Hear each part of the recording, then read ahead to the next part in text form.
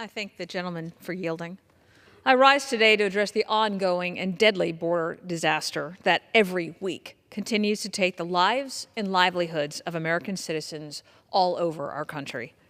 Border Czar Kamala Harris has failed in her assigned role to protect our country and to secure our borders. I submit that Harris never intended to have secure borders, and her primary focus has been to get rid of every successful border control measure that we had in place during President Trump's administration. From the beginning, Harris's goal was to flood our nation with a tsunami of illegal immigrants so they could overwhelm our states and cities with populations that Harris ultimately hopes to turn into U.S. citizens whom she believes will create permanent Democrat control of the White House and Congress. Because of the deliberate actions of the Biden-Harris administration, millions of illegal immigrants have trafficked either by deadly Mexican cartels or by the illegal immigrant airlines and other transportation assistance run by this administration.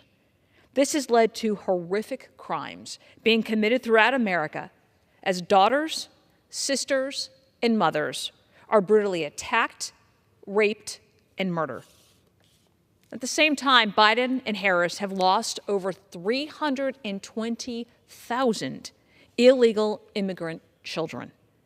They're likely enslaved in sex trafficking or forced labor.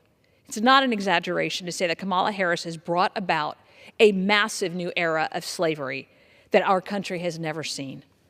She has inflicted a humanitarian disaster on our nation. American citizens are losing their lives by the hundreds of thousands because of this disaster. Every week we learn about new atrocities that are committed by this administration against the American people. Just yesterday, a former Border Patrol sector chief testified how the Biden-Harris administration directed our Border Patrol to hide information from the American people about the explosion of illegal immigrants with possible ties to terrorism who were entering our country. This former border chief further testified that he was forced to release hundreds of illegal immigrants every day into communities that were not prepared to handle such an influx.